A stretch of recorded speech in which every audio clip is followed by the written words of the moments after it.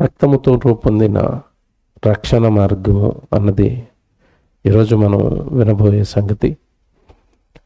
రక్తముతో రూపొందిన రక్షణ మార్గము. దేవుని పిల్లలారా, ఈరోజు భూమి మీద ఉన్న మనుషులందరూ కూడా సాక్షాత్తు ఈ సృష్టిని కలిగించిన సర్వశక్తిమంతుడైన, పరిశుద్ధుడైన, పవిత్రుడైన దేవుని పిల్లలు. పరిశుద్ధుడు పరలోకంలో ఉండి ఈ లోకాన్ని తన పిల్లల కోసం కట్టి ఈ లోకంలో తన పిల్లలకు జన్మనిచ్చాడు. అలా పరిశుద్ధుని వలన జన్మ పొందుకుని పరిశుద్ధుడైన పరలోకపు తండ్రి పిల్లలుగా ఈ లోకంలోనికి ప్రవేశించారు. ప్రవేశించేటప్పుడు పరిశుద్ధుడుగా, పవిత్రుడుగా, యథార్థవంతుడుగా, కల్మషం లేనివాడిగా, నేరాలు లేనివాడిగా, పసిబిడ్డగా ఈ జీవితాన్ని మనుషులకు అనుగ్రహించాడు. పుట్టిన పిల్లల్ని మీరు చూసినప్పుడు వాళ్ళలో పాపం లేదు, వాళ్ళలో కల్మషం లేదు, వాళ్ళలో అపవిత్రత లేదు, వాళ్ళలో పాపపు ఛాయలేమి మనకి కనబడవు. అంటే నీకు నాకు జన్మనిచ్చినప్పుడు పరలోకపు తండ్రి అంత గొప్ప జన్మను ప్రసాదించాడు. చాలా అందమైన జన్మ, పవిత్రమైన జన్మను ప్రసాదించాడు. కానీ మనిషి ఈ లోకంలోకి వచ్చిన కొద్ది కాలానికే ఈ లోకానికి ఆకర్షితుడై దుష్టుని యందున్న ఈ లోకపు మాయను కనుక్కొనలేక, దుష్టుడి యొక్క తంత్రాలు కనుక్కొనలేక, దుష్టుడు వేసిన వలలో చిక్కి పరిశుద్ధుడైన దేవుని కుమారుడు లోకంలోనికి వచ్చిన తర్వాత భయంకరమైన పాపాలు చేయటం, పాపాలకు తన జీవితాన్ని నిలయంగా మార్చుకున్నాడు. ఇది గమనించిన పరలోకపు తండ్రి ప్రారంభం నుంచి తన పిల్లలు ఇలా అయిపోవటం విషయంలో మదనపడుతూనే ఉన్నాడు, బాధపడుతూనే ఉన్నాడు. నా పిల్లలు ఎలా అయిపోయారేంటన్న ఆవేదన, నేను ఇచ్చిన జన్మ గొప్ప జన్మను ఇలా నిర్వీర్యం చేసుకుంటున్నారన్న ఒక ఆవేదన, కాపాడాలన్న ఆలోచన, పాపాన్ని తీసివేయాలి, తిరిగి మరలా పరిశుద్ధులుగా నా ఎదుట నిలువబెట్టుకోవాలి. ఒకవేళ ఆ పాపంతోనే మనుషులు మరణిస్తే భయంకరమైన నిత్యాగ్ని దండనలోనికి వెళ్ళిపోయి కాలిపోతారన్న దేవుని ఆలోచనలు. ఈ ఆలోచనలన్నీ ఒక ఆయనతో పంచుకున్నాడు. ఆయనే మన ప్రభు అయిన యేసుక్రీస్తు. ఆ తండ్రికి మొట్టమొదట పుట్టిన కుమారుడు, జ్యేష్ఠ కుమారుడు యేసుక్రీస్తుల వారు. బైబిల్లో ప్రభు గురించి రాయబడిన మాటతే. జ్యేష్ఠ కుమారుడు, జ్యేష్ఠుడు, మొదటివాడు. ఈ భూమి మీద ఉన్న మనుషులందరికీ కంటే ముందు పరలోకంలో దేవుడు కన్న కుమారుడు యేసుక్రీస్తు. నిజంగానండి, మనుషులు చేసిన పాపాలు, మనుషులు చేసిన నేరాలు, మనుషులు చేసిన అపరాధాలు పరలోకంలో ఉన్న కన్నతండ్రి గుండెలలో పుట్టిస్తున్న ఆవేదనను కళ్ళారా చూశాడు. మనుషులు ఒకరు కాదు, ఇద్దరు కాదండి, తప్పుల మీద తప్పులు, పాపాల మీద పాపాలు, నేరాల మీద నేరాలు పరలోకంలో ఉన్న కన్నతండ్రి కళ్ళ ఎదుట కోట్ల మంది చేస్తున్నారు. ఎంత ఆవేదన చెందింది దేవుడి హృదయం అంటే, ఎందుకు పుట్టించానా వీళ్ళన్న స్థితికి దేవుడు మనస్సు వెళ్ళిపోయిన సందర్భాలు కూడా మన బైబిల్లో చూస్తాం. అంటే నేను చెప్పేది ఏంటంటే, పాపం మనుషులు చేస్తున్నారండి. పాపాన్ని దేవుడు కళ్ళారా చూస్తున్నాడు. ఇది మీకు మామూలుగా ఇలా చెప్తే అర్థం అవదు. ఒక ఉదాహరణతో చెప్తాను. తల్లిదండ్రులు పిల్లల్ని కంటారు. కన్న తర్వాత కని పెద్ద చేసుకుంటారు. కొడుకును కానీ కూతుర్ని కానీ చాలా ఆశలతో పెంచుతూ ఉంటారు వాళ్ళని. నా కొడుకు ఇలా ఉండాలి, నా కూతురు ఇలా ఉండాలి, మా కుటుంబానికి గౌరవం తేవాలి, మంచి కుమార్తెగా ఎదగాలి, మంచి కుమారుడిగా ఎదగాలి. ఎన్నో ఆశలు పెట్టుకుంటారు పిల్లల మీద. అలాగ మీరు చూడండి, అలా ఎదుగుతున్న కొడుకు కానీ, అలాగే ఎదుగుతున్న కూతురు కానీ పిల్లల మీద ఎవరి నోటి నుంచో మీకు ఒక కంప్లైంట్ వినపడింది. కంప్లైంట్ అంటే అబ్బాయి గురించి ఏం వినపడిందంటే మీకు, ఏమండి మీ అబ్బాయిని మీరు సరిగా చూసుకుంటున్నారా, కాలేజీకి వెళ్ళి తిరిగి ఇంటికే వస్తున్నాడా లేదా మీరు గమనించుకుంటున్నారా, మీ వాడిని మధ్యకాలంలోనండి నేను ఒక బార్లో చూశాను, చాలా మంది అబ్బాయిలతో కలిసి మందు తాగుతున్నాడు అని చెప్పారు అనుకోండి పక్కోళ్ళు. ఆ రోజు తల్లి కానీ తండ్రి కానీ హృదయం ఏమవుతుంది? కాలేజీకి వెళ్ళి చదువుకుంటున్నాడేమో అనుకున్న కొడుకు బార్లో కూర్చుని మందు తాగుతున్నాడు అని చెప్పారు. వార్త వినగానే ఎలాగుంది? చాలా బాధ అండి అది. అసలు అది మీకు అది ప్రాక్టికల్గా అనుభవిస్తేనే అర్థమవుతుంది, అనుభవించిన వాళ్ళకి అర్థమవుతుంది. అది అసలు డైజెస్ట్ చేసుకోలేరు, జీర్ణించుకోలేరు దాన్ని. నా కొడుకు ఇలాగ అయిపోయాడా, నా కొడుకు మందు తాగుతున్నాడా?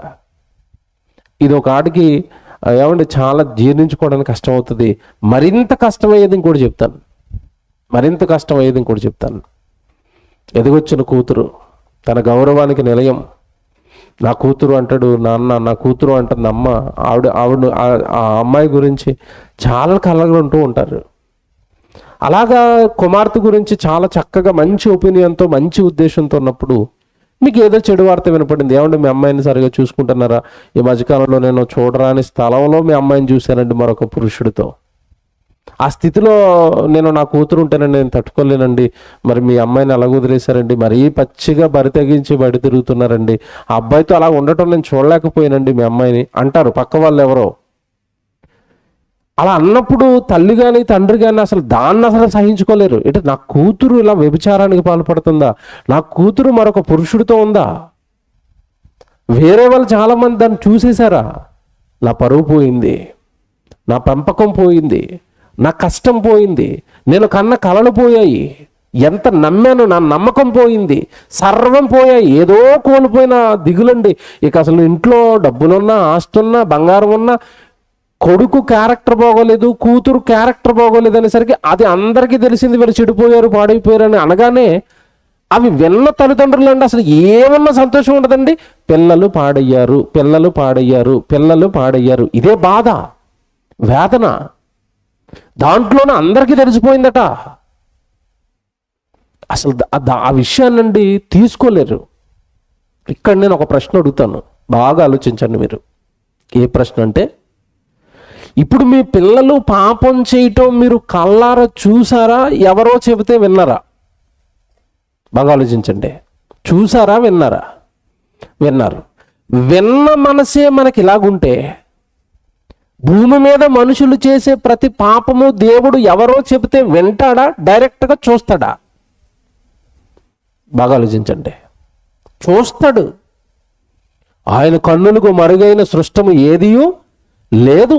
నువ్వు సృష్టిలోకి వెళ్ళి ఎక్కడ పాపం చేసినా ఆయన కనబడిపోతుంది. నువ్వు అనుకుంటావు చీకట్లో ఉన్నాను, పాపం చేస్తున్నాను, ఎవరో చూడటం లేదని.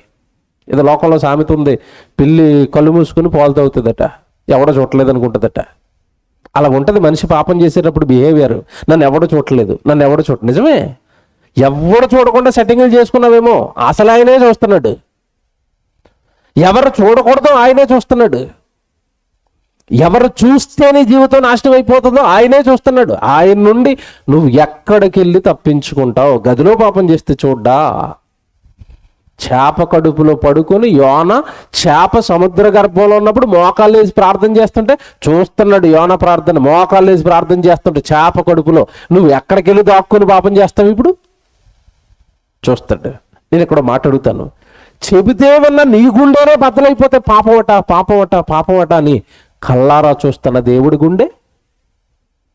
నీ మీద జగత్తు పునాది వేయబడక మునుపు కలలు కని నా కొడుకు వెళుతున్నాడు ఆ లోకానికి, నన్ను మహిమపరుస్తాడు, నా కూతురు వెళుతుంది ఆ లోకానికి, నా గురించి గొప్ప మహిమ తెచ్చే జీవితాన్ని జీవించి ఆ లోకంలో నాకు కీర్తి, ఘనత, పేరు, ప్రఖ్యాతి, దేవుని కుమార్తె, దేవుని కుమారుడు బ్రతికితే అలా బ్రతకాలి, ఎంత కీర్తి దేవుడు నీ నుండి ఆశిస్తే నువ్వు వచ్చి పాపం చేస్తుంటే, ఆ పాపం ఒక అల్లారా చూస్తుంటే, నిజంగానండి ఆయన బాధ వర్ణనాతీతం, వర్ణించలేం. మళ్ళా చెప్తున్నాను, అసలు పదాలు దొరకవు ఆయన బాధను ఎలా వర్ణించాలో, అంత బాధపడ్డాడు. అది బైబిల్ బాగా చదివిన వాళ్ళకి అర్థమవుతుంది. హృదయములో సంతాపము నందునన్న మాట చదువుకుంటాం ఆదికాండంలో. హృదయములో సంతాపమట, ఎందుకు పుట్టించాలని గుండెలలో దిగులట దేవుడికండి. ఒక రకంగా చెప్పాలంటే గుండెపోటు అంటారు చూశారు. సడన్గా ఏదైనా భయంకరమైన వార్త తెలిసేసరికి మనుషులకు ఏమొస్తుంది? గుండెపోటు, కుప్పకూలిపోతారు కదా. అలా ఈ మానవ జాతి చేస్తున్న పాపాలకు దేవుడు కుప్పకూలిపోయాడు. ఇంకా చెప్పనా మీకు? పాపం అనేది దేవుడిని ఎంత బాధ పెట్టిందో మీకు తెలియాలి. ఏమండి, మన పిల్లలు మన గర్భాన్ని పుట్టిన పిల్లలు మనకి ఎంతమంది ఉంటారు? కొన్ని చోట్ల ఒకరితోనే ఆపేస్తున్నారు. ఈ మధ్యకాలంలో 2 పిల్లలు కూడా పెంచలేరట. కొంతమందికి 1 పిల్లడు లేదంటే 2 పిల్లలు. మహా అంటే ఈ కాలంలో కొంచెం పిల్లల మీద ఇష్టం ఉన్న వాళ్ళు 3 లేదంటే బాగా అంటే 4, అంతకు మించి ఉంటారండి పిల్లలు. ఏమండి, మన గర్భాన్ని 2 పిల్లలు, 3 పిల్లలు, 4 పిల్లలు ఉన్నారు. ఈ 3 పిల్లల్లో 2 పాడైపోయారనేసరికి నువ్వు తట్టుకోలేకపోతున్నావు, జీర్ణించుకోలేకపోతున్నావు. నాకు అన్నం మీద లేదు, తిన్న అంటున్నావు, నా కొడుకు బాగోలేదు అంటున్నావు, నా కూతురు బాగోలేదు అంటున్నావు, కన్నీళ్లు పెడుతున్నావు, ఏడుస్తున్నావు, బాధపడుతున్నావు, జీవితంలో ఏదో పోగొట్టుకున్నట్టుగా, సర్వం పోయినట్టుగా అదే మనోవేదనతో నలిగిపోతున్నావు. నువ్వు ఒకవేళ ఈ బాధ నీకు అర్థమైతే, పరలోకంలో ఉన్న కన్న తండ్రికి పిల్లలు ఎంతమంది అండి? 2, 3, 4, 1000, 2000, కోట్లు, కోటాను కోట్ల మంది పిల్లలు. భారతదేశ జనాభా ఎంత అడిగితే ఎంత చెప్తారు చెప్పండి? దగ్గరికి ఎంత? 130 కోట్లు అండి. 130 కోట్లు అనుకోండి. ఈ కోట్ల మందిలో ఎంతమంది ఆయన ఉద్దేశాలకు అనుగుణంగా బ్రతుకుతున్నారు? సుమారుగా ఏమండి, ప్రపంచ జనాభా వచ్చేసరికి 800 కోట్ల దగ్గరకు వచ్చేసిందట. ఈ జనాభా కొన్ని కోట్లు. ఇప్పుడు బ్రతుకున్న వారి సంఖ్య చెప్తున్నాను. ఈ కోట్ల మందిలో రోజు పాపం చేసే వాళ్ళు ఎంతమంది ఉన్నారు? ఈ కోట్ల మంది రోజు పాపం చేస్తుంటే చూస్తున్న తండ్రి ఆవేదన ఎలాగో తెలుసుంటే, ఈరోజు సమాజాన్ని చూడండి. మీరు ఆలోచించండి. దేవుడి స్థానంలో కూర్చొని సమాజాన్ని చూస్తే ఎక్కడైనా మంచి వినపడుతుందండి? ఏ మూలైనా మీకు మంచి వినపడుతుందా? ప్రతి మూల, ఏమంటే పేపర్ చదివినా, న్యూస్ పెట్టినా, టీవీ పెట్టినా, ప్రతి మూలలో నుంచి మీకు వినపడుతున్నది ఏంటంటే నేరం, చావులు, అత్యాచారాలు, దొంగతనాలు, మోసాలు, యాక్సిడెంట్లు, ప్రమాదాలు, రోగాలు, తిట్టుకోవడాలు, కొట్టుకోవడాలు, చంపుకోవడాలు, నరుక్కోవడాలు. ఏ మూల చూడండి ప్రపంచం అంతా పాపాలు, నేరాలు నిండుకుపోయిందంటే, మనిషి మానవత్వం, అసలు మానవుడికంటూ ఒక తత్వం ఉండాలి, దాని అంతా పోగొట్టుకున్నాడు. ఈరోజు మనిషి దుష్టుడికి ఒక నిలయంగా మారిపోయి, పాపాలకు ఒక నిలయంగా మారిపోయి, ఏ మనిషిని కదపండి ఏదో ఒక రూపేణ అతని జీవితంలో ప్రతిరోజు దేవుడికి కనపడుతుంది. ఏదో ఒక రూపంలో, ఒక్కొక్కరు ఒక్కొక్క రూపంలో చేస్తారు పాపాలు. ఏదో ఒక రూపంలో ప్రతి వ్యక్తి జీవితంలో దేవుడికి కనపడుతున్నామండి. ఈరోజు పాపము చేయకుండా నిద్రపోలేని స్థితికి వచ్చాడు మనిషి. ఇవన్నీ చూస్తున్నాడు తండ్రి, బాధపడుతున్నాడు, వేదన పడుతున్నాడు. పక్కన ఆయన రొమ్మును ఆనుకుని పరలోకంలో ఉన్నాడు యేసుక్రీస్తు, చూస్తున్నాడు ఇవన్నీ. నాన్న, మీ బాధకు కొంచెం ఉపశమనం నేను ఇస్తాను, నేను వెళతాను ఆ లోకానికి. దేవుని కుమారుడు, జాగ్రత్తగా వినండి, దేవుని కుమారుడు అంటే ఇలా బ్రతకాలి అని, దేవుని పిల్లలు ఎలా బ్రతకాలో, దేవుని కుమారుడు అంటే ఎలా ఉండాలో ఆ లోకానికి నా జీవితాన్ని ఎగ్జాంపుల్గా పెట్టి చూపిస్తాను. దేవుడు పుట్టించిన వాడు, దేవుని కుమారుడుగా పిలువబడుతున్నవాడు ఇలా ఉండాలి అని నా జీవితాన్ని ఒక ఎగ్జాంపుల్గా పెడతానని వచ్చాడు. బోధకుల మధ్య కూర్చొని ప్రశ్నలు వేస్తున్నాడంటే అప్పటికి ఎంత నాలెడ్జ్, ఎంత సబ్జెక్ట్ సంపాదించాడండి. 12వ ఏటకి ప్రభు ఆయన మాట్లాడుతుంటే ఆ రోజు బోధకులందరూ విస్మయం ఉందరట. 12 ఏళ్ల బాలుడికి బైబిల్ పైన ఇంత పట్ట, ఏమంటే వారసుడిగా, రేపు విందురుగాని, రేపు అదిరిపోద్ది, రేపు విందురుగాని వారసుడు, పరలోకంలో ఉన్న దేవుని కుమారుడుగా లేదంటే వారసుడుగా, దైవ వారసత్వం, దేవుని యొక్క పోలికలు, దేవుని యొక్క ఉద్దేశాలు లోకానికి ఎలా చూపించాలో నేను చూపిస్తాను వచ్చాడు, చూపించాడు, బ్రతికాడు. ఆయన దేవుని కుమారుడు ఇలా బ్రతకాలి అని చూపించటమే కాకుండా నాశనమైపోయిన మిగతా దేవుని పిల్లలందరికీ కొరకు కూడా తన రక్తాన్ని ఇచ్చాడు. కాబట్టి బైబిల్లో మనం క్రైస్తవులు చాలా సంవత్సరాలకు ఒక మాట చదువుకుంటాం. ఏ మాట అంటే ప్రభు గురించి, పాపులను రక్షించుటకు క్రీస్తు యేసు లోకములోనికి వచ్చాను. చదువుకున్నాం కదండి. యేసు ప్రభు ఎందుకు వచ్చాడట? పాపులను రక్షించుటకు క్రీస్తు యేసు లోకంలోనికి వచ్చాను. ఇక్కడ మాట అడుగుతానండి నేను, పాపులను రక్షించడానికి క్రీస్తు యేసు లోకంలోనికి వచ్చాడు. ఇంతకీ పాపులకు వచ్చిన ప్రమాదం ఏంటి? రక్షించడానికి వచ్చాడంటే పాపులందరికీ ఏదో ప్రమాదం ఉందని అర్థం. ఏంట ప్రమాదం? ప్రమాదం ఏంటి ఎప్పుడైనా ఆలోచించారా? పాపులను రక్షించడానికి వచ్చాడంటే పాపుగా మరణిస్తే పాపులందరికీ కూడా ఒక ప్రమాదం ఉంది. ఏంట ప్రమాదం అంటే, కన్ను మూసిన మరుక్షణం కళ్ళ ముందు కదులాడేది నరకం, నిత్యాగ్ని దండన, పాతాళం, యుగయుగాలు అసలు ఏమంటే కాలిపోవలసిన ప్రదేశం, భయంకరమైన వేదన పొందే స్థలం, అగ్ని జ్వాలలు, నిలవలేడు మనిషి, ఉండలేడు, బ్రతకలేడు. అంతటి దారుణమైన లోకంలోనికి మరణించిన మరుక్షణం మనిషి జారిపోతాడు. ఇది గమనించి యేసుక్రీస్తుల వారు పాపులను రక్షించుటకు క్రీస్తు యేసు లోకములోనికి వచ్చాడు. నేను ఇక్కడ అడుగుతున్నాను, రక్షించడానికి, జాగ్రత్తగా వినండి, రక్షించడానికి, రక్షణ తేవడానికి ఆయన పడ్డ కష్టాలు అన్నీ కాదు. మీ అందరికీ తెలుసు. ఈజీగా వచ్చిందా మనకి రక్షణ? ఈరోజు మనం మన పాపాలు కడుక్కుని బైబిల్ పట్టుకుని కాస్త మన కుటుంబాలను వాక్యంతో బాగు చేసుకుని మనము మన పిల్లలు క్షేమంగా ఉన్నాము అంటే, ఈరోజు దేవుడి సన్నిధిలో ఇలా కూర్చుంటున్నామంటే దీని అంతటికే కారణం ఏంటో తెలుసండి? యేసుక్రీస్తుల వారు కార్చిన ప్రతి రక్తపు బొట్టు ఈరోజు నిన్ను నన్ను ఇలా నిలువబెట్టాయి. ఈ ప్రపంచానికి శాంతి సమాధానం వచ్చింది అంటే ఆయన సిలువలో కార్చిన ప్రతి రక్తపు బొట్టు ఇది నీకు తెచ్చింది. రక్తముతో రూపొందిన రక్షణ మార్గం ఊరకనే రాలేదండి. అదేదో మాటలతో వచ్చింది కాదు, అదేదో చిన్న పని చేస్తే వచ్చింది కాదు.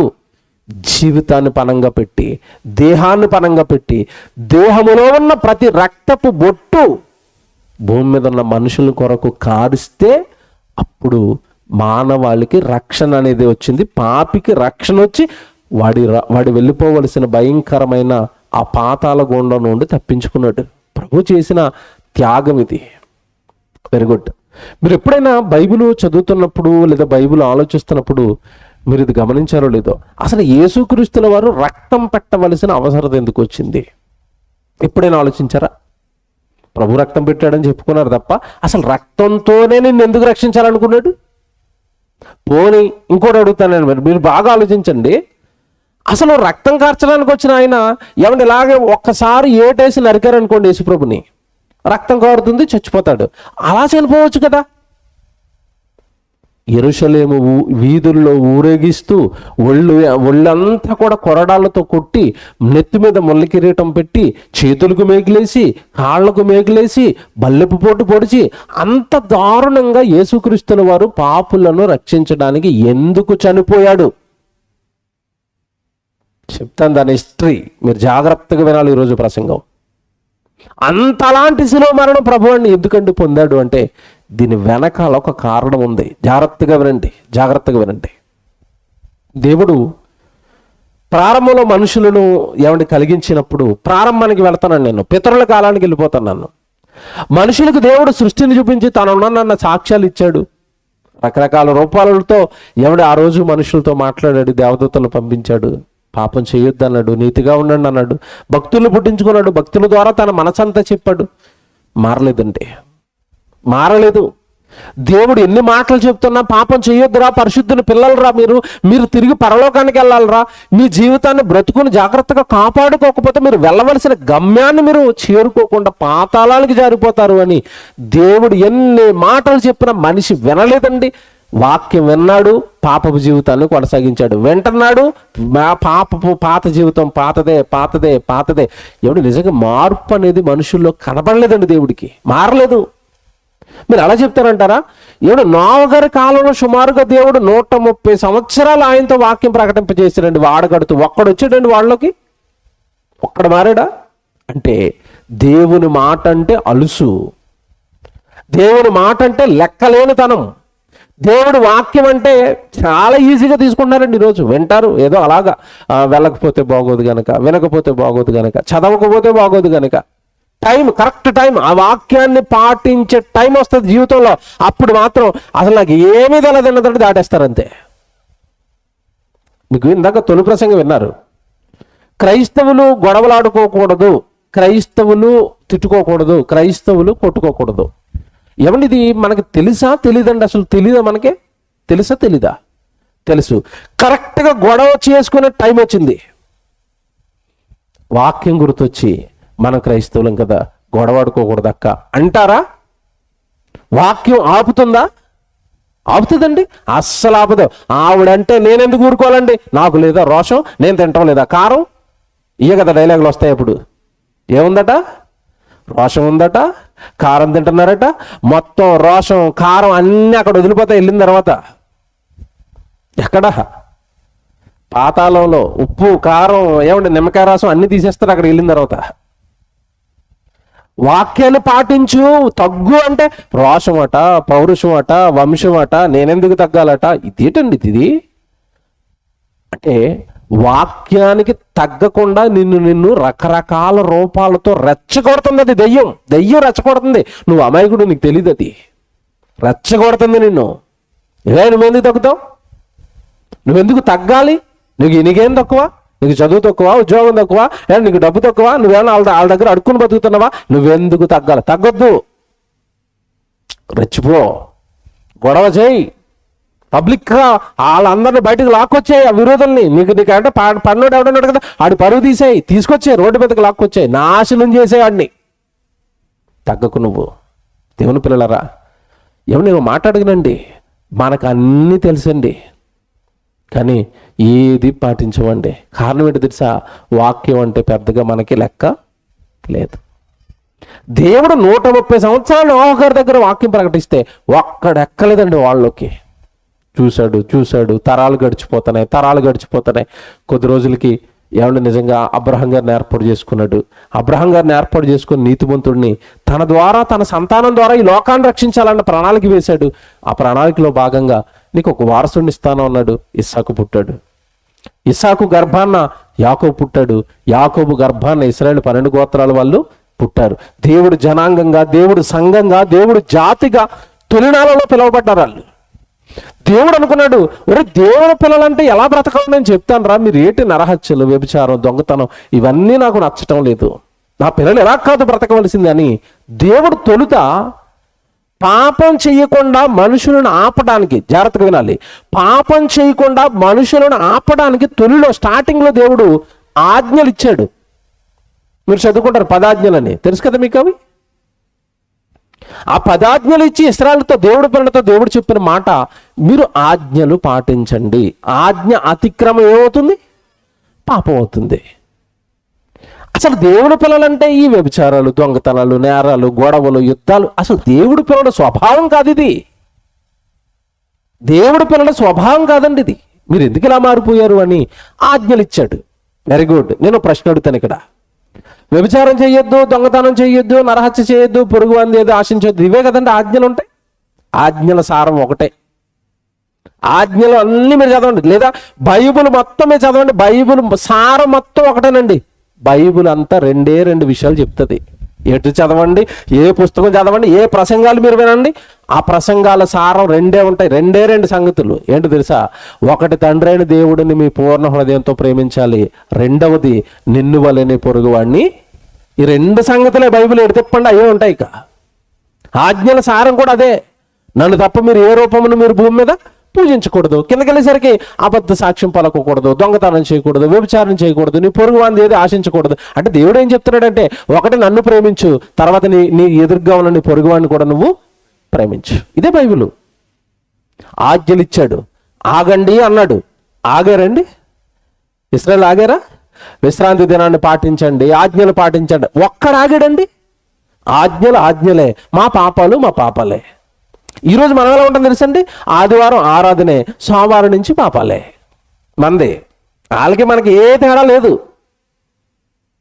వాళ్ళకి మనకి అసలు ఇంచు తేడా లేదండి. వాళ్ళు ఎలాంటి జాతో, మనం అలాగ దగ్గరకు పోలికలు ఉన్న జాతి అండి మనం. వాళ్ళు బోల్డ్నే చాలా మంది అంటారు, వాళ్ళు ఏంటండి కల్లారు బోళ్ళు అద్భుతాలు చేశాడు, సూచక్రియలు చేశాడు. మీకు చేయటం లేదేటి? మీ గుండు కొట్టుకోవటం ఒక అద్భుతం. వెళ్ళి డాక్టర్ గారిని అడగండి. అవును కదా చెప్తాడు. మతిపోతుంది వాళ్ళకే. శరీరంలో ఉన్న ప్రతి అవయవం పనిచేయడం ఒక అద్భుతం. కరోనా లాంటి భయంకరమైన అంటువ్యాధులు వస్తే నిన్ను బ్రతికించటం ఒక అద్భుతం కదా. నీ జీవితంలో ఎన్నో జరుగుతున్నాయి, దేవుడు చేస్తున్నాడు. వాళ్ళు చూశారు, ఆ రోజు విడిచిపెట్టారు. మనం చూస్తున్నాం, విడిచిపెడుతున్నాం. ఇక్కడ చెప్తాను జాగ్రత్తగా ఉన్నాడు. దేవుడు ఎంత మంచోడో చెప్తానండి. పాపిని రక్షించుకోవడానికి ఆయన ఎంత తపన పడుతున్నాడో చెప్తానండి. ఈ తపన అంతా యేసుప్రభువులో కనపడుతుంది భూమి మీదకి వచ్చిన తర్వాత. తొలిలో వాళ్ళకి ఆజ్ఞలు ఇచ్చిన తర్వాత ఆజ్ఞలు ఇచ్చి పాపం చేయొద్దు అన్నాడు. ఒక్కరు ఆగారండి. తర్వాత ఏం చేసుకుంటూ వెళ్ళారు వాళ్ళు? పాపాలు పాపాలు పాపాలు. జాగ్రత్తగా వినండి. దేవుడేనండి నీ పిల్లలు కదా, ప్రేమ కదా. నేనే దిగుతున్నాడు ఒక అడుగు, ఓ మెట్టు నేనే దిగుతున్నాడు అని దిగి దేవుడు ఏం చెప్పాడు తెలుసండి? దేవుడు ఏమన్నాడు తెలుసా? ఆజ్ఞ పాటించక పాపం చేసిన వాడు చస్తే నరకానికి వెళతాడు గనక వాడికి ఇప్పుడు రెండో ఆప్షన్ ఇస్తున్నాను, రెండవ మార్గం ఒకటి ఇస్తున్నానని చెప్పి ఎవడు పాపం చేశాడో వాడు బలి వెయ్యండి అన్నాడు. అన్నాడా? బలులు ఎందుకు వచ్చాయి చెప్పండి? జంతు బలి కానీ పక్షి బలి కానీ ఎందుకు వచ్చింది? ఆజ్ఞ పాటించక ఆజ్ఞల దగ్గర ఆగక పాపం చేశాడు. పాపం చేసిన వాడి విషయంలో దేవుడు దిగి, పోలేరా, నా మాట వినలేదు, పాపం చేసావు కదా, ఒక జంతువును బలి, దాని రక్తంతో నీ పాపాన్ని ఏం చేస్తాను? కడిగేస్తాను. జాగ్రత్తగా వినాలి.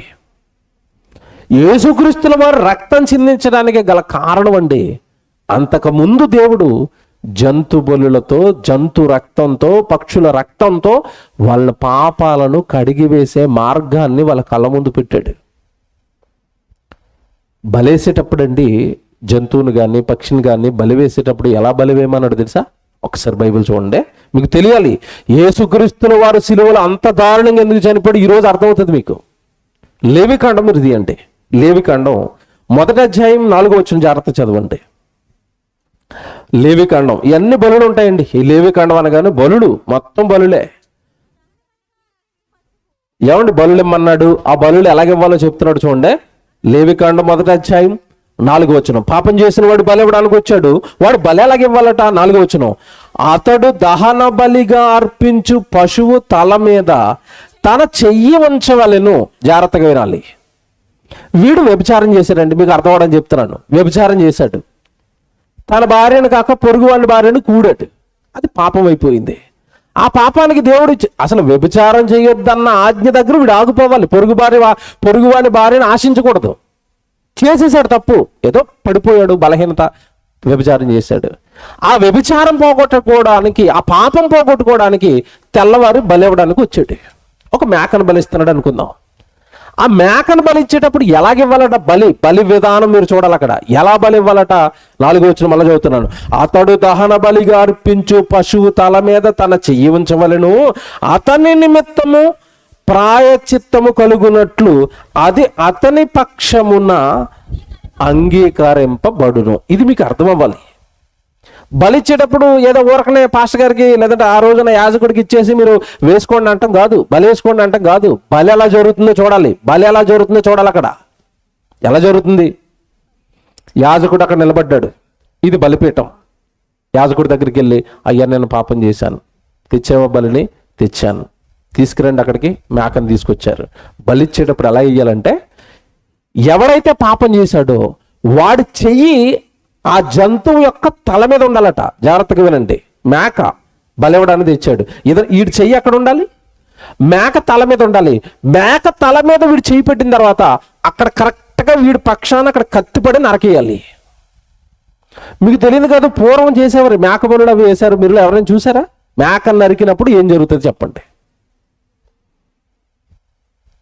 తల ఎగిరి అంత దూరంలో పడుతుంది. దాని మిగతా భాగం అంతా కింద పడిపోతుంది, మొండు అక్కడ పడిపోతుంది. పడిపోయిన తర్వాత అండి రక్తం కుళాయిలోంచి నీళ్ళు వచ్చినట్టుగా వస్తుంది ఫోర్స్గా. అలాగొచ్చి అది కొట్టుకుని కాళ్ళు కొట్టుకుంటుంది, చేతులు కొట్టుకుంటుంది, కాళ్ళు అలా కొట్టుకుని 4 కాళ్ళు అలా కొట్టుకొని ఒక 5 నిమిషాలు 6 నిమిషాలు కొట్టుకొని అప్పుడు ఆగిపోద్దండి అది. ఏమండి? ఇప్పుడు జాగ్రత్తగా వినాలి. ఈ పాపం చేసిన వాడు నెత్తి మీద దాని తల మీద అలా చేయి పెట్టాడు, నరికేశారు. వీడి పక్షాన రక్తం కక్కుకున్నది, రక్తాన్ని చిందిస్తూ తన ప్రాణాన్ని పాపం తన ప్రమేయం ఏమీ లేకుండా, తానేది తప్పు చేయకుండా, తన మీద ఎలాంటి నేరం పాపం లేకుండా ఒక మూగజీవి వాడి పక్షాన అలా చచ్చిపోతున్నప్పుడు, అది కొట్టుకుంటున్నప్పుడు కళ్ళ ముందు చూస్తున్న వ్యక్తిలో ఏం రావాలని కోరుకున్నాడు తెలిసిన దేవుడు? మార్పు. నేను కదా రాత్రి వ్యభిచారం చేశాను, అమాయకంగా నేను పెంచుకున్న నా మేక నా కోసం చచ్చిపోయి అల్లాడిపోతుందే అని ఆ చావును చూసిన తర్వాత, జంతువు చావును చూసిన తర్వాత వీళ్ళు ఏ రావాలని కోరుకున్నాడు దేవుడు అంటే మారు మనస్సు రావాలి. అంటే రెండోసారి వ్యభిచారం చేయడానికి వెళ్ళినప్పుడు వీడికి మనసులో ఏం గుర్తు రావాలి? మొదటిసారి నేను తప్పు చేసినప్పుడే నా కోసం మేక అలా కొట్టుకొని చచ్చిపోయింది కదా, ఈసారి తప్పు చేస్తే ఇంకొక జీవి చచ్చిపోద్ది కదా నా గురించి. నేను చేస్తున్న పాపాలకు ఎవరు చచ్చిపోతున్నారు? జంతువులు చచ్చిపోతున్నాయి అని ఈ వీళ్ళు ఒక మార్పు మొదలవ్వాలి. ఇక వద్దండి, ఇక వ్యభిచారం చేయకూడదండి, ఇక దొంగతనం చేయకూడదండి, నేను తప్పు చేయటం ఏంటి, నా కోసం అమాయకమైన జీవులు చచ్చిపోవటం ఏంటి, ఒక మారు మనస్సు మనిషిలో రావాలి అన్న ఉద్దేశంతో ఆ రోజు బలులను దేవుడు విలాయ వేయమన్నాడు. వీళ్ళు ఎంత దుర్మార్గులు తెలుసండి. పాపాన్ని ఆపడానికి బలిస్తే, జాగ్రత్తగా వినాలి ఇది, పాపాన్ని ఆపడానికి బలిస్తే వీళ్ళు ఎలా ఆలోచించారంటే, వీళ్ళు ఎలా తీసుకున్నారంటే దాన్ని, ఇంకేముంది మనం పాపం చేస్తే చచ్చిపోవడానికి ఒక జీవి రెడీగా ఉంది. ఆపవలసిన వాళ్ళు, మారవలసిన వాళ్ళు ఉంది కదానని పచ్చి పాపులుగా మారిపోయారండి. తర్వాత దేవుడు వాళ్ళ ప్రేమించి ఏర్పాటు చేసిన ఈ వ్యవస్థను కూడా నిర్వీర్యం చేసేశారు. జంతు బలులు ఇస్తున్నారు, పాపం చేస్తున్నాడు, బలిస్తున్నాడు, పాపం చేస్తున్నాడు, పాపం చేస్తాడు, బలిస్తాడు, పాపం చేస్తాడు, బలిస్తాడు. ఒరే, నువ్వు నీ పాపాన్ని ఆపడానికి కదా ఒక మూగ జీవిని నెత్తి మీద చేయి పెట్టి నీ కళ్ళ ముందు చచ్చిపోతుందని నీ పాపాన్ని ఆపడానికి కదా అది ఇచ్చానంటే, లేదు మేము ఎలాగో మేము చేసే పాపానికి మాకు ఇక మందు దొరికేసింది, జంతు బలి. ఇది ఎలాగో తెలుసా? మీకు బాగా అర్థం కావాలంటే చెప్తాను. ఈరోజు కాస్త వ్యభిచారం కంట్రోల్లో ఉందంటే కారణం ఏంటి తెలుసండి? కారణం ఏంటి? వ్యభిచారం చేస్తే ఎయిడ్స్ రోగం వస్తుంది. ఎయిడ్స్ రోగం వస్తే రోగానికి ఏమి లేదు, మందు లేదు. పొరపాటున ఏ దేశంలోనైనా ఎయిడ్స్కి మందు కనిపెట్టాను, ఈ టాబ్లెట్ వేసుకుంటే ఎయిడ్స్ పోద్ది అన్నాడు అనుకోండి, ఈ పాపాలు ఏమవుతాయి చెప్పండి? ఇప్పుడు పేట్రీకి పోవండిగా, కాస్తో కోస్తో భయం దానివల్ల ఆగుతున్నారు. మందు లేదటండి, చచ్చిపోతామటండి అని. దానికే మందు వచ్చింది అనుకోండి, ఎలాగుంటుంది పరిస్థితి? విచ్చలవిడి పాపం. ఆ రోజు ఇశ్రాయేలు చేసింది అదే. అంతకు ముందు ఎవరు భయం ఉంది వీళ్ళకి, మేము పాపం చేస్తే నరకానికి వెళ్ళిపోతాం. ఎప్పుడైతే పాపం చేసిన వాడు ఎవడైనా ఉన్నాడు, వాడు బలివ్వండిరా, పాపాలు కడుక్కోండిరా అంటే వీళ్ళు ఎలా ఆలోచించారంటే, మొత్తం మీద మన పాపాలకి ఏం దొరికింది? మందు దొరికేసింది. విచ్చలవిడిగా పాపాలు చేద్దామని పాపం మీద పాపం చేస్తున్నాడు. ఒక్కొక్కడు 20 గొర్రెలు 30 గొర్రెలు పడి చంపండి రా. ఎలాగైపోయింది అనుకున్నారు ఆ రోజు? దారుణమండి. ఇది మీకు ఇంకొక ఉదాహరణ చెప్తాను నేను. చాలామందికి షుగర్ వచ్చేస్తుంది, హెవీ షుగర్ వస్తుంది. ముందు ప్రారంభంలో డాక్టర్ గారి దగ్గరికి వెళ్ళిన తర్వాత డాక్టర్ చెప్తాడు, చాలా జాగ్రత్తగా చెప్తాడు, బాబు షుగర్ను కొంచెం ఇప్పుడే లిమిట్ దాటి క్రాస్ అయ్యి కొంచెం ముందుకు వచ్చావు, కొంచెం ఫుడ్ కంట్రోల్ చేసుకుంటే నీకేం పర్వాలేదు, కొంచెం అన్నం తగ్గించు, స్వీట్లు తినొద్దు, టీ కాఫీలు మానేయండి, షుగర్కి సంబంధించిన వాటిని తగ్గించండి అని చెప్తాడు. తగ్గించండి అని చెప్పి ఈ టాబ్లెట్ వేసుకోండి అని రోజు టాబ్లెట్ ఇస్తాడు. ఇచ్చాడు. ఈ టాబ్లెట్ తెచ్చుకొని అతను ఎలాగ ఆలోచిస్తాడు తెలుసా? నేను ఒకవేళ అటు ఇటు అప్పుడప్పుడు మనసు లాగేసి షుగర్ స్వీట్లు గట్టిగా తినేసిన పొద్దున్న వేసుకోవడానికి ఏముంది? అది టాబ్లెట్ ఉంది కనుక స్వీట్లు బాగుండవు, టాబ్లెట్ ఉంది కనుక అన్నం తినొద్దు అంటే ఇంతంత అన్నం తినేస్తాడు, చికెన్ తినొద్దు, మటన్ తినొద్దు. ఫుడ్ కంట్రోల్లో ఎవరు కంట్రోల్లో ఉంటారు? నేను తినవలసిందంతా రాత్రి తినేస్తాను, పొద్దున్న లేచి టాబ్లెట్ వేస్తాను. ఇక్కడ ఏం జరుగుతుందో తెలుసండి, కొద్ది రోజులకి ఈ టాబ్లెట్ కూడా షుగర్ని ఆపలేని స్థితిలోకి వెళ్ళిపోతాడు. టాబ్లెట్ పనిచేయదుగా. తర్వాత అంటాడు, డాక్టర్ అంటే ఒక రకంగా చెప్పాలంటే బండ బూతులు తిడతాడండి. సిగ్గులేదు మీకు? చిన్నపిల్లల మీకు చచ్చిపోతావు తెలుసా, కాళ్ళు కుళ్ళిపోతాయి తెలుసా, వేళ్ళు తీసేస్తారు తెలుసా, ఎన్నిసార్లు చెప్పాలి? ఎంత దబాయిస్తాడండి డాక్టర్ గారు షుగర్ పేషెంట్లని. నోరు కంట్రోల్లో పెట్టుకోకుండా ఉండలేవా? తినకుండా ఉండలేవా? తిట్టకుండా తిట్టి నేను చేసేదేమో లేదుగా, టాబ్లెట్ ఇచ్చాను, నువ్వు వినలేదు మాట, కాబట్టి రేపటి నుంచి ఇంజక్షన్ ఇన్సులిన్ ఇస్తాను, ఎవరికి తెలియకుండా పొట్టలో పొడి చేసుకో అంటాడు. ఇంకా తర్వాత రోజు టాబ్లెట్ పనిచేయదుగా, పొద్దున్న లేవగానే అంతే పొట్టకు పొడుచుకోవటమే. ఏంటది? ఇన్సులిన్. ఇప్పుడు ఎలా ఆలోచిస్తారు తెలుసా? మొన్నటి వరకు అంటే టాబ్లెట్ వేసుకుంటే కొంచెం అటు ఇటు ఇన్సులిన్ వేస్తే దెబ్బగా తగ్గిపోయి జీరోకి వచ్చేస్తుంది షుగర్, ఇంకేం పర్లేదుగా, దొరికింది పొట్టకి ఇంజక్షన్.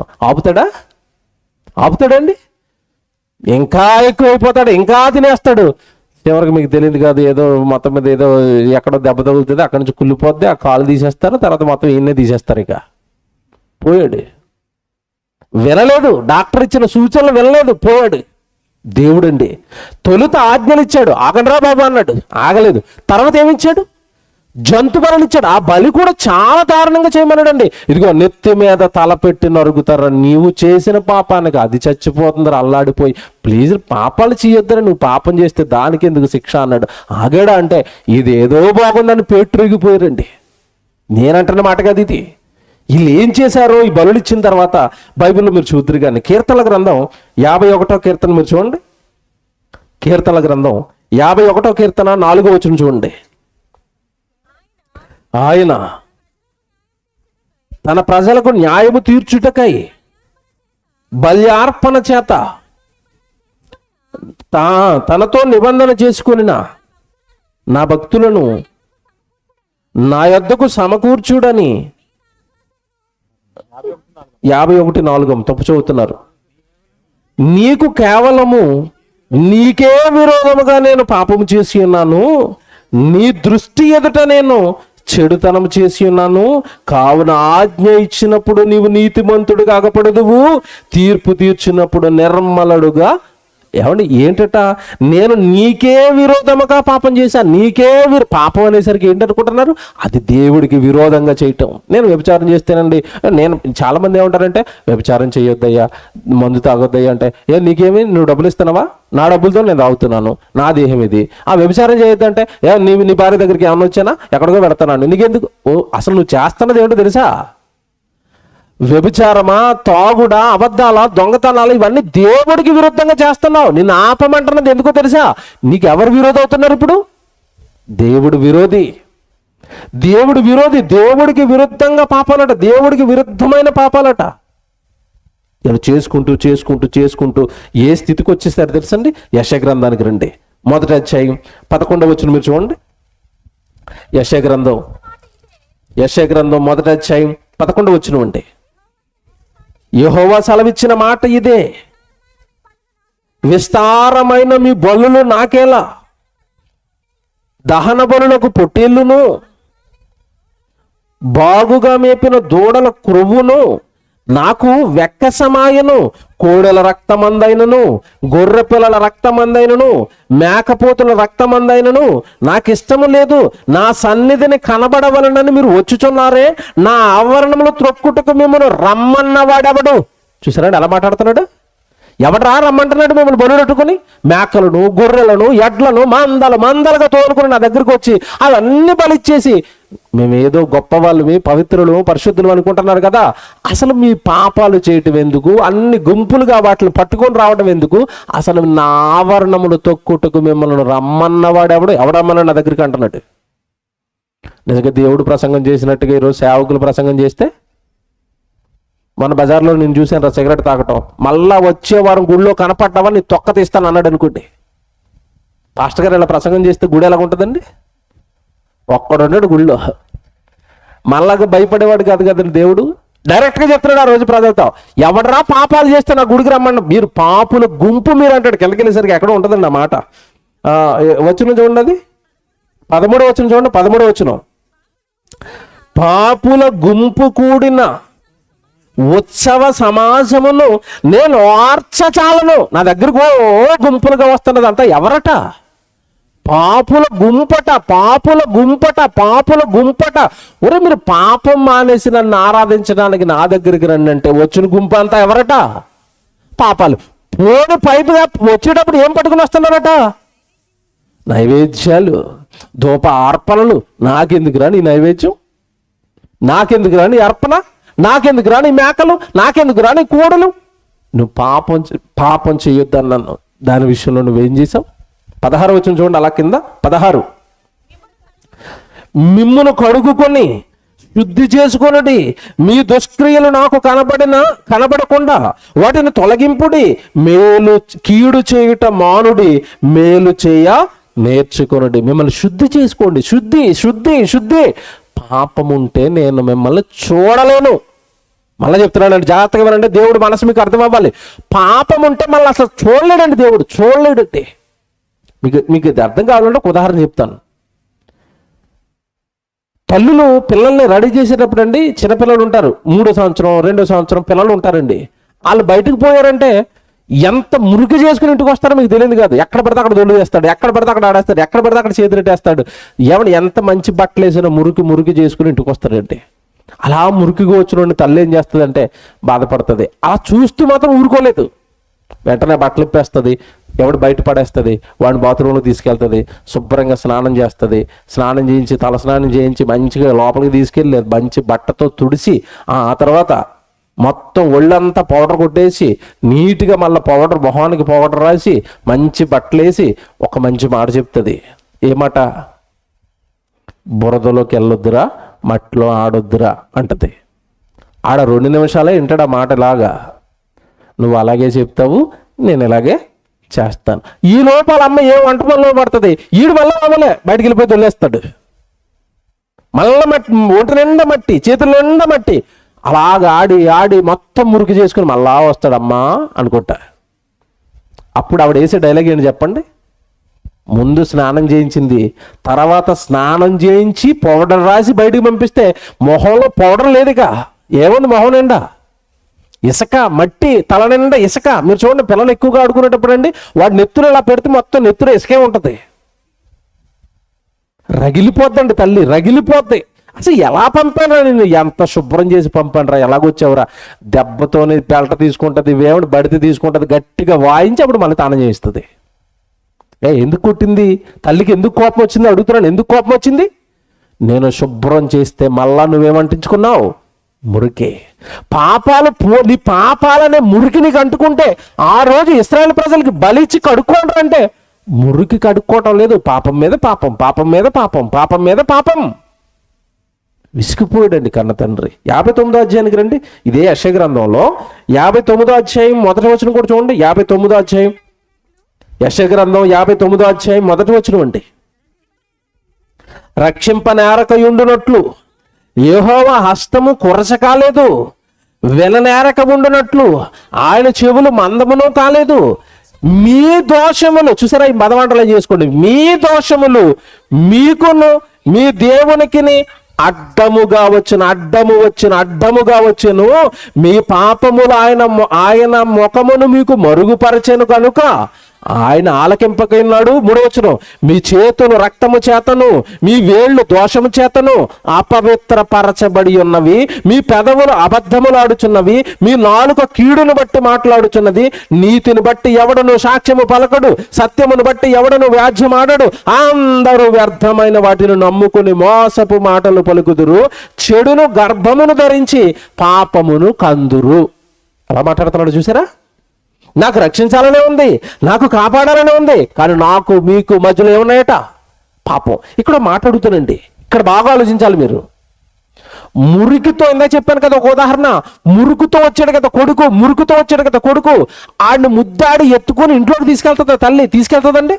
చిచ్చి ఇంత మురుకుతో ఉన్న నువ్వు మంచం ఎక్కడానికి కుదరదురా, ముందేస్తుంది డైలాగ్ అది.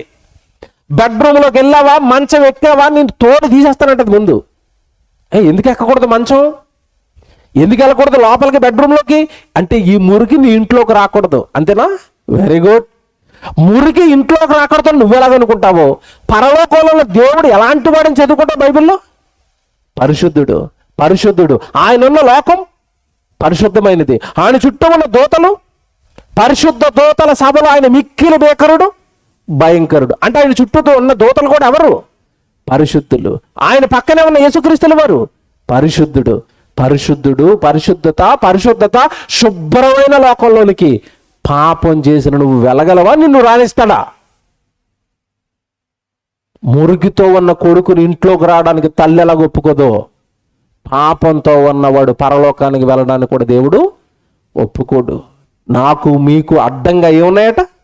పాపం. విచిత్రం ఏంటంటానండి, ఆ పాపాన్ని విడిచిపెట్టడానికి అసలు మనస్సు ఉండదండి ఈరోజు మనుషులకి. తెలుసు అది పాపం అని, నేను దేవుడికి నచ్చనని తెలుసు, కానీ ఆ జీవితాన్ని మాత్రం విడిచిపెట్టరండి. ఆ మోసపు మాటలు విడిచిపెట్టరండి, ఆ పాపపు చేష్టలు విడిచిపెట్టరండి. దేవుడు హృదయంలో పాపం ఉన్నా సరే క్షమించిన వాడని బైబిల్లో పదే పదే చదివిన ఆ హృదయాన్ని శుభ్రం చేసుకురు. దేవుడు ఈ సందర్భంలో బాధపడ్డాడు కదా. వీళ్ళందరూ ఏం చేస్తున్నారో, వీళ్ళందరి గురించి దేవుడు ఎలా బాధపడుతున్నాడో కొత్త నిబంధనలో హెబ్రీ పత్రికలో చెప్పాడు. ఈ పాపపు గుంపు బలులిస్తున్న వాళ్ళ విషయంలో ఎలా ఏమి ఆలోచిస్తున్నాడు దేవుడు. ఒకసారి హెబ్రీ పత్రిక మీరు రండి. హెబ్రీలకు రాసిన పత్రిక 10వ అధ్యాయం 3-4 వచనాల్లో మీరు చాలాసార్లు చదువుకుంటారు. ఎంత బాగుంటుంది ఈ సందర్భంలో చదవండి. హెబ్రీలకు రాసిన పత్రిక 10వ అధ్యాయం 3వ వచనం 4వ వచనం. అయితే ఆ బలులు అర్పించుట చేత, అదండి ఆ బలులేస్తుంటే దేవుడికి ఏం జ్ఞాపకం వస్తున్నాయట? అంతే కదండి. పాపం మానేయండ్రా అని బలులిస్తే పాపం చేసి గుంపులు గుంపులుగా బలులేయడానికి వస్తున్నారట. ఆ బలి చూసిన ప్రతిసారి దేవుడికి ఏం జ్ఞాపకం వస్తుందట? పాపములు పాపములు పాపములు. మానవా, మార్చుకోవా, వదిలిపెట్టవా పాపాన్ని. ఇక్కడ ఇంకో మాట చెప్పరా మీకు, ఆ రోజు వాళ్ళకున్న ధైర్యం, పాపం చేస్తే మేము బలేసుకుంటాం, మా పాపం పోతే. ఈరోజు క్రైస్తవుడి ధైర్యం ఏంటి చెప్పండి? బాగా చెప్పాలి. ఈరోజు మనకున్న ధైర్యం ఏంటి? ఎన్నిసార్లు చేస్తే ఏముందంటే బాప్తిసం తీసేసుకున్నాను, నా పాపాలన్నీ పోయాయి. మరి మధ్యలో అప్పుడప్పుడు చిలకొట్లు కొడుతున్నావు కదా,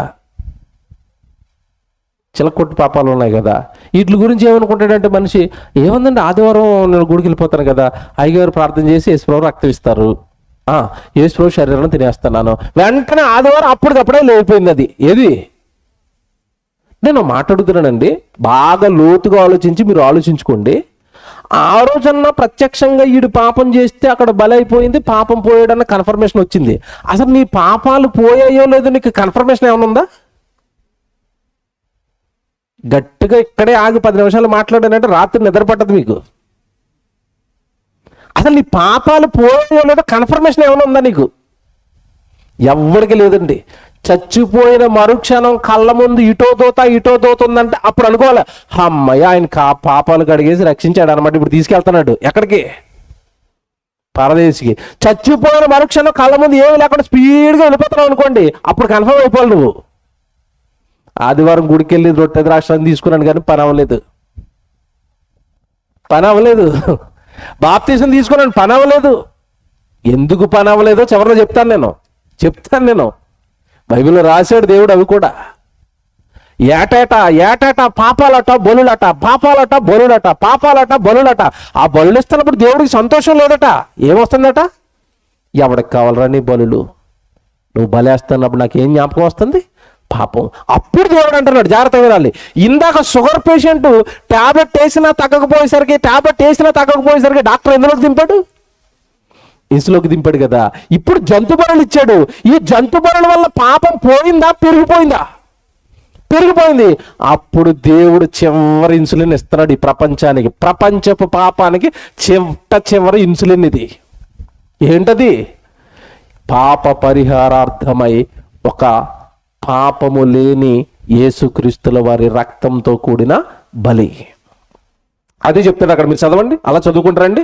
ఎలా అనగా ఎడ్ల యొక్క వచనం చెప్పండి అమ్మది 4వ వచనం. జాగ్రత్త చూసుకోండి. హెబ్రీ పత్రిక 10వ అధ్యాయం 4వ వచనం. ఎలా అనగా ఎడ్ల యొక్కయు మేకల యొక్కయు రక్తము పాపమును తీసివేయుట అసాధ్యం. ఎందుకు తీయలేకపోతుంది? ఎప్పుడైనా ఆలోచించారా? ఏమన్నా పాపాలు తీయడానికి కదా ఎడ్ల బలి మేకల బలి వేస్తే, ఎడ్ల యొక్కయు మేకల యొక్కయు రక్తము పాపము తీసివేయట అసాధ్యం. ఎందుకు అసాధ్యమైంది?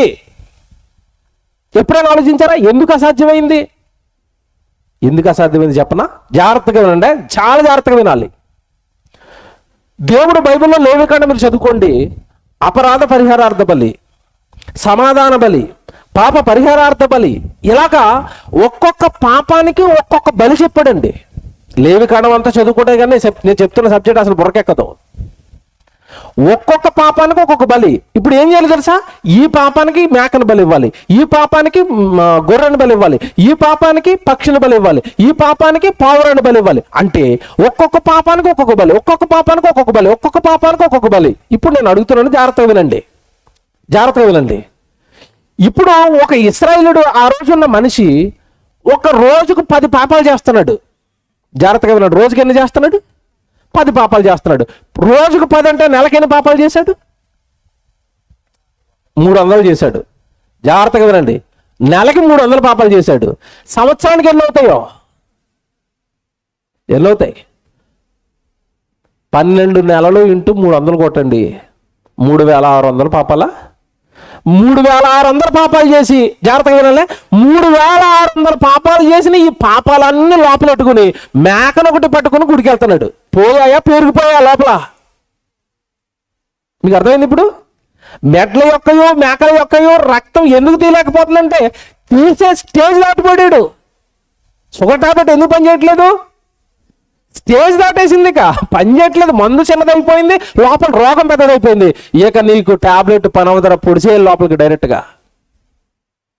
అలాగే ఎడ్ల యొక్కయో మేకల యొక్కయో రక్తము నీ పాపములు తీసివేయట అసాధ్యం. భయంకరమైన పాపిష్టోడు అయిపోయావు. మరి ఏం చేస్తారండి ఇప్పుడు? నీలాంటి మనిషే, నీలాంటి శరీరమే, నీలాంటి జీవితమే, నీలాంటి రక్తమే చివరికి నీకోసం జంతువులను బలేస్తే మారలేదు, నీకోసం పరిశుద్ధుడైన మనిషిని బలేస్తే మారతావా? మారతావా? ఇక్కడ కూడా మారలేదనుకో, ఇక నీకు దిక్కే లేదు, పో అన్నాడు అంతే. ఇక్కడ కూడా నువ్వు పాపాన్ని ఆపుకోవట్లేదు అనుకో, నీ కోసం నీ కళ్ళ ముందు నీలాంటి వ్యక్తి అల్లాడిపోయి చనిపోతే ఆ చావును చూసి కూడా మారను అంటే అసలు నిన్ను మార్చేవాడలేడుక, నిన్ను కాపాడేవాళ్ళేడుక. ఏమండి మాట్లాడుతాను, ప్రాణం పెట్టేటువంటిది అంత ఈజీ అండి? ఈజీ అండి? చిన్న విషయం అనుకుంటున్నారా అది? ఎవడు మీలో చాలా మందికి అప్పుడప్పుడు ఎవరికైనా మీ బంధువుల్లో యాక్సిడెంట్ రక్తం ఇవ్వమంటే ఆ రక్తం ఇవ్వడానికి 10 సార్లు ఆలోచిస్తారండి. అమ్మో రక్తం ఇవ్వాలట. ఇప్పుడు రక్తం ఇస్తే మళ్ళా వస్తుందా రాదా? అది కూడా నేను ఏమైనా 10 లీటర్ల రక్తం అడుగుతారా? 1 లీటర్ అడుగుతారా? 250 గ్రాములు 250 లీటర్ల రక్తం అడిగితే అది ఇవ్వడానికి 10 సార్లు ఆలోచిస్తావే. పోనీ ఇచ్చిన 3 నెలలకే వచ్చేస్తుంది, మళ్ళీ అది ఫుల్ అయిపోతుంది, లోపల పుట్టేస్తుంది. పుట్టేసే రక్తం ఇవ్వడానికి అల్లాడిపోతుంటే ప్రాణం ఇచ్చేయడానికి ఆయన ఎంత అల్లాడు ఉంటాడు? అల్లాడలేదు అనుకున్నారా యేసు ప్రభు? అసలు ఆయన సిలువ యాగమే కరెక్ట్గా అర్థమవుతుందండి. మళ్ళీ చెప్తాను కదా, క్రైస్తవ్యంలోకి వచ్చారు తప్ప క్రీస్తు యొక్క సిలువ త్యాగమే సరిగ్గా కరెక్ట్గా అర్థం అవ్వలేదు. ఎందుకు అంత అలా అల్లాడిపోయి చనిపోయాడు తెలుసా? చెప్తాను, ఇప్పుడు జాగ్రత్తగా వినండి. ఒకరోజు జంతువును బలేస్తే కొట్టుకొని కొట్టుకొని కొట్టుకొని కొట్టుకొని కళ్ళ ముందు చేస్తేనే చచ్చిపోతేనే మారని నువ్వు యేసు ప్రభుని మామూలుగా చంపేస్తే మారవరా నువ్వు? మరి ఎలా చంపాలి? ఎలా చంపాడు యేసు ప్రభుని? సాధారణ చావండి యేసు ప్రభుది. ఉదయం 9 గంటలకు బంధిస్తే, ఆ రోజు ఏమంటే రోమ గవర్నమెంట్ ఉదయం 9 గంటలకు బంధిస్తే తీసుకెళ్లారు, కోడాలతో కొడుతున్నారు, ముళ్ళకేట గుచ్చుతున్నారు, బట్టలు విప్పుతున్నారు, ఏమన్నా పిడుగుతులు గుద్దుతున్నారు, మొహం మీద ఉమ్మేస్తున్నారు. హింస హింస హింస. ఆ రోజంతా మహానుభావుడు అల్లాడిపోయాడండి ప్రభు, అల్లాడిపోయాడు. ఉదయం 9 గంటలకు తీసుకెళ్తే మధ్యాహ్నం 3 గంటలకు చనిపోయేంత వరకునండి కొన్ని గంటల సేపు హింసించి హింసించి హింసించి చంపారండి. ఒకసారి బైబిల్లో నువ్వు అంతా చదువుతున్నప్పుడు, బైబిల్లో రాయబడిన ప్రభు యొక్క మరణం ఎలాగ వెళ్ళిపోయాడో నువ్వు చదువుతున్నప్పుడు నీకు ఏం కలగాలి అంటే, అసలు నేను చేసిన పాపం కదా ఆయనకి పిడుగుద్దు, నేను చేసిన పాపం కదా మహానుభావుడు మొహం మీద ఉమ్ము, నేను చేసిన పాపం కదా ముళ్ళ కిరీటం, నేను చేసిన పాపం కదా చేతుల్లో మేకులు, నేను చేసిన పాపం కదా ఆయన ఒంటి మీద పడ్డ ప్రతి కొరడ దెబ్బ నా పాపం కదా, నా పాపం కదా, నా పాపం కదా, నా పాపానికి ఆయన కదా ఆ రోజు ఏమంటే తన శరీరాన్ని అడ్డు పెట్టాడు. పిల్లల్ని కొట్టొద్దు, నన్ను కొట్టండి అని అడ్డు పెట్టాడు కదా దేహాన్ని. ఆయన మీద పడ్డ ప్రతి దెబ్బ మన పాపం మర్చిపోకూడదు. మన పాపమే ఆయన అడ్డు మీద దెబ్బలుగా పడ్డది. అంతలాగా నీ కళ్ళ ముందు ప్రభు హింసింపబడి హింసింపబడి హింసింపబడి చచ్చిపోతే మనలో ఆయన చావును చూసిన తర్వాత మనలో దేవుడు ఏం రావాలని కోరుకున్నాడు తెలుసండి? మారు మనస్సు. జంతువు అల్లాడిపోయి చచ్చిపోతే మారలేదు కదా, నీలాంటి మనిషే పరిశుద్ధుడిగా పవిత్రుడిగా బ్రతికి నీ కళ్ళ ముందు అల్లాడి చచ్చిపోతే ఇప్పటికైనా పాపము చేయకుండా ఆగుతావా లేదా? ప్రభు సిలువ యాగం చూశారు కదండి, చూశారు. ఎప్పుడు చూస్తారు చెప్పండి? మనోళ్ళు ఎప్పుడు చూస్తారు? ఎప్పుడు చేస్తారండి? గుడ్ ఫ్రైడే రోజు సినిమా వేసుకుని మరీ ఏడుస్తారు. అంటే ఏమనుకున్నారంటే సిలువ యాగం ఆ రోజు ఏడవడానికి. ఏడుపు రావట్లేదు అనుకోండి, సినిమా ఏడుపు రావట్లేకపోతే ఏడుపు రానోళ్ళ కోసం సినిమా వేస్తారు. ఖచ్చితంగా సిలువలో ఆ యాగం చూసి ఆ రోజు ఏం చేస్తాడు? ఏడుస్తాడు. అమ్మ మా ప్రభు ఇలా చచ్చిపోయాడు అంటే ఆ ఏడుపు అక్కడ వరకే, ఆ బాధ అక్కడ వరకే. ఆ కళ్ళు తుడుచుకున్నాడు, తర్వాత గుడ్ ఫ్రైడే రోజు మరి ప్రార్థన అయిపోయిన తర్వాత ఏం పెడతారు చెప్పండి? భోజనాలు పెడతారు. చికెన్ తిన్నాడు, మటన్ తిన్నాడు, అక్కడ ఏడ్చాడు, ఇక్కడ ఆనందపడిపోయాడు. తర్వాత మళ్ళీ లోకంలోకి వెళ్ళిపోయి ఏం చేస్తున్నాడు? మళ్ళా పాపమే, మళ్ళా బూతులే, మళ్ళా తిట్లే, మళ్ళా నేరాలే, మళ్ళా గొడవలే, మళ్ళా కలహాలే. ఏం మారింది బ్రతుకు? చూసావే ముందు రోజు గుడ్ ఫ్రైడే రోజు ఎలా చచ్చిపోయాడు. ఏమన్నా నిజంగానండి ఆ సినిమా తీసిందంతా ఒరిజినల్గా తీసారా? సినిమాయే అలాగుంటే ఒరిజినల్గా ఎలా చనిపోయి ఉంటాడో ఆలోచించండి. ఎంత వేదనలు అనుభవించాడో ఆలోచించండి. మీకు తెలుసో లేదనండి, ప్యాషన్ ఆఫ్ ది క్రైస్ట్ అని తీశారు కదండి ఒక సినిమా, ప్రభు యొక్క సిలువ యాగాన్ని. ఆయన్ని కొట్టడానికండి ఆ రోజు రియాలిటీ కోసం వాళ్ళు ఏం చేశారంటే ఆయన నడ్డు వెనకాలండి ఆయనకి దెబ్బలు తగలకుండా దూదులు లాంటివి కట్టేశారండి. ఆయన నడ్డు పైన ఈ కొరడా దెబ్బలు తగలకుండా చాలా ఎక్విప్మెంట్ వెనకాల కట్టారు, ఆయనకి తగలకుండా నడ్డు మీద ఇలా కట్టేసండి ఒరిజినల్గా అక్కడ పెట్టి ఇలా కొట్టారు. కొట్టగానేనండి 2-3 దెబ్బలు బాగానే పడ్డాయి. ఒక దెబ్బ ఏం జరిగిందంటే ఆయన వెనకాల కట్టిన ఈ సేఫ్టీ దూదులు కానీ ఆ బెడ్ కానీ ఏదైతే ఉందో అది చినిగిపోయింది, లోపల ఉన్న ఈ దేహంలోకి మేకు దిగిపోయింది.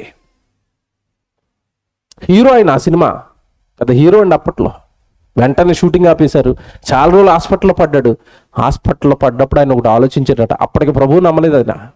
ఒకటి ఆలోచించాడట, ఇన్ని సేఫ్టీలు తీసుకుంటేనే నాకు ఒక దెబ్బ తగిలితేనే ఇలాగుంటే మహానుభావుడు ఆ రోజు యేసుక్రీస్తుల వారు ఇన్ని దెబ్బలు ఎలా తిన్నాడు అని వెంటనే ఆ సినిమాలో నటించడానికి వచ్చిన అతను మారిపోయి బాప్తీసం తీసుకున్నాడు. తెలుసండి మీకు? సినిమాలో నటించడానికి వచ్చి ఒక్క దెబ్బే ఒకటే పడదండి. ఒక్క దెబ్బ పడగా అమ్మో అన్నాడు, కెమెరాలు ఆపేశారు, తీసుకెళ్ళి హాస్పిటల్లో పడేశారు. పడేగానే వెనకాలంతా డ్యామేజ్ అయిపోయింది. ఒక్క దెబ్బకే నేను ఎలాగ అయిపోయి ఉంటే ప్రభు అన్ని దెబ్బలు ఎలా భరించాడు నా కోసం, నా పాపాల కోసం. చిచ్చి ఈ జీవితం వద్దురాని మారిపోయాడండి ఆయన, మారిపోయాడు.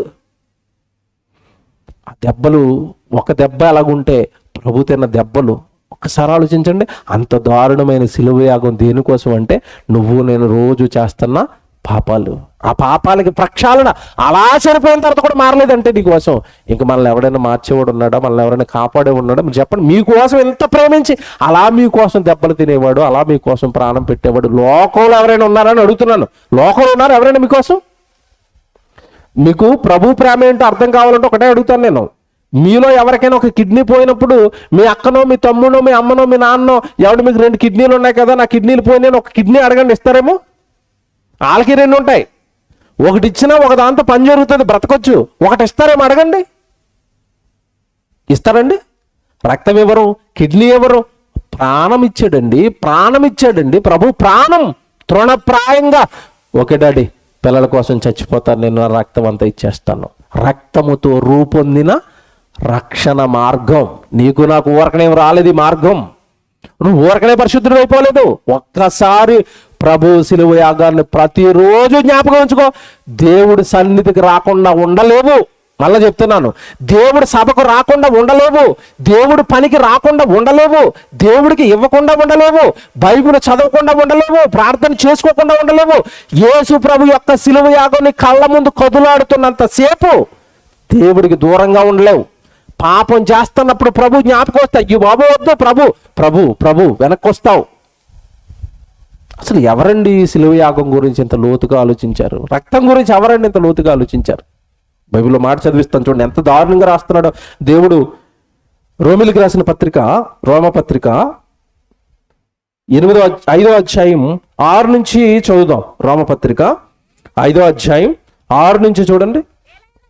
ఎలయనగా మనం ఇంకనూ బలహీనులమై ఉండగా క్రీస్తు యుక్త కాలమున భక్తిహీనుల కొరకు చనిపోయెను, నీతిమంతుని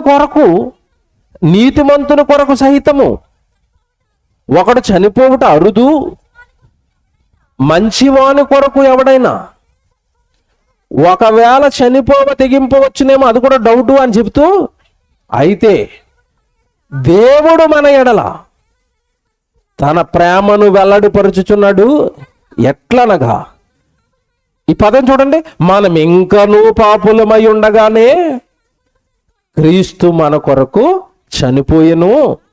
కాబట్టి ఈ పదం చూడండి, ఆయన రక్తము వలన ఇప్పుడు నీతిమంతులుగా తీర్చబడి మరింత నిశ్చయముగా ఆయన ద్వారా ఉగ్రత నుండి రక్షింపబడుదుము. ఆయన రక్తం ఉగ్రత నుండి నిన్ను తప్పించిందట. ఆయన రక్తం నీకు రక్షణనిచ్చిందట. రక్తం మర్చిపోద్దు. రక్తం చిన్న మాట కాదు, ఇది రక్తం. చాలా మంది అండి, మీరు చూడండి, రోడ్ల మీద అప్పుడప్పుడు వెళ్తున్నప్పుడు యాక్సిడెంట్ అవుతుంది. ఎవరికో యాక్సిడెంట్ అయ్యి వాళ్ళకి రక్తం కారుతూ ఉంటే వీళ్ళు కలుతురు పడిపోతారు. ఇక్కడ చూసారా మీరు, రోడ్డు మీద వెళ్తున్నప్పుడు యాక్సిడెంట్ అయ్యి ఎవరికైనా తలపగిలిపోయి రక్తం కారుతుంది అనుకోండి, ఆ రక్తాన్ని చూడగానే కలుతురు పడిపోతాడు. ఇక్కడ రక్తం అంటే భయమా నీకు? భయం. రక్తం ఇవ్వడానికి భయం, రక్తం చూస్తే భయం. ప్రతి రక్తపు బొట్టు నీ కోసం, నీ రక్షణ కోసం వాడేశాడే మహానుభావుడు ప్రభు. అసలు నిజంగానండి, ఆయన ప్రేమించినంతగా లోకంలో మనల్ని ఎవ్వరు ప్రేమించరండి. ఆయన రక్తమట ఈరోజు మనకి రక్షణనిచ్చి ఉగ్రత నుండి తప్పించిందట. చివరికి ఒకటి చెప్తానండి, ఒక వచనం చెప్పి ముగించేస్తాను, టైం అయిపోయింది. నేను ఇందాక చెప్పాను చూశారు, రక్తం ఉంది కదా, యేసుక్రీస్తుల వారి దేహం తీసుకుంటున్నాను కదా, రొట్టె ద్రాక్షారసం తీసుకోవడం వల్ల నా పాపాలు పోతున్నాయి కదా అని నువ్వు పాపం మీద పాపం చేస్తున్నావు అనుకోండి, జాగ్రత్తగా వినండి. వాళ్ళు ప్రారంభంలో బలులు ఇచ్చినప్పుడు బలులు ఉన్నాయి కదా అని బలుల మీద బలులు వేసి ఆ పాపాలు పేరుకుంటా పోతే అసలు మిమ్మల్ని క్షమించనరా, మీ పాపాలు పోలేదురా అని ఎలాగన్నాడో, ఈ రోజు యేసుక్రీస్తుల వారి రక్తం ఉంది కదా, నువ్వు రోజు పాపం చేస్తాను, ఇల్లు ఆదివారం రొట్టె ద్రాక్షారసం తీసుకుంటానంటే మన గురించి ఒక మాట రాశాడు బైబిల్లో. అది చదువు ముగించుకుందాం. హెబ్రీయులకు రాసిన పత్రిక చూడండి, జాగ్రత్తగా రాసుకోండి. ఇది హెబ్రీయులకు రాసిన పత్రిక 10వ అధ్యాయం 26 నుంచి జాగ్రత్తగా చదవండి. హెబ్రీయులకు రాసిన పత్రిక 10వ అధ్యాయము 26. మనము సత్యమును గూర్చి అనుభవ జ్ఞానము పొందిన తరువాత బుద్ధిపూర్వకముగా పాపము చేసిన ఎడల పాపమునకు బలి ఇకను ఉండద్దు అంటే అర్థం ఏంటి? బుద్ధిపూర్వకమైన పాపం అంటే ఏంటి చెప్పండి? అది పాపమని తెలుసు చేస్తాడు, అబద్ధాలు ఆడకూడదని తెలుసు ఆడతాడు, వ్యభిచారం చేయకూడదని తెలుసు చేస్తాడు, మందు తాగకూడదని తెలుసు ఆదివారం తప్ప అన్ని రోజులు తాగుతాడు. దీన్ని ఏమనాలి? దీన్ని బుద్ధిపూర్వక పాపం. తెలిసే చేస్తున్నాడు, పాపమని తెలుసు, దేవుడు శిక్షిస్తాడని తెలుసు, దేవుడికి దూరం అయిపోతామని తెలుసు, చచ్చిన తర్వాత నరకానికి వెళ్ళిపోతామని తెలిసే చేస్తున్నాడు. బుద్ధిపూర్వక పాపానికి ఏముండదట? ఏకను బలి ఉండదు. ఒక్కసారి బలయ్యాడు నీ పాపాలు తీయడానికి. నీ ఇష్టానుసారం ఎప్పుడు పాపాలు చేస్తానంటే ఇక యేసుక్రీస్తుల వారి రక్తం కూడా నీ పాపాన్ని కడగదు. నేనుగా చెప్పేది కింద అలా చదువుకుంటాను, కింద చెప్తాడు చూడండి. న్యాయము తీర్పునకు భయముతో ఎదురు చూచుటయు విరోధులను దహింపబో తీక్షణమైన అగ్నియు ఏకనూ ఉండును. అంటే ఈ మనుషులకి బుద్ధిపూర్వక పాపం చేస్తున్న వాళ్ళకి ఏముండదట? 27 ఇందాక అదే నేను చెప్పాను. న్యాయమైన తీర్పునకు భయముతో ఎదురు చూచుటయు అంటే నా పాపాలు తీసాడా తీలేదా?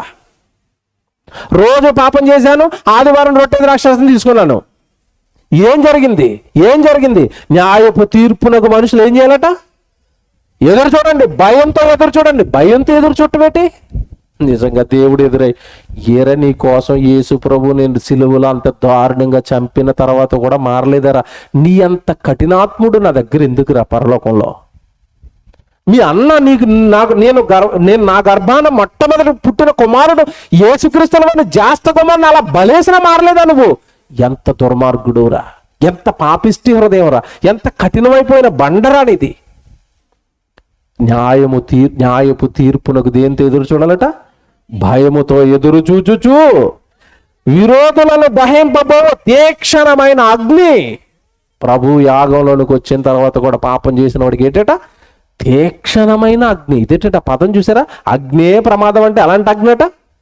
తీక్షణమైన అగ్ని ఇక నీ మీద ఉంటుంది.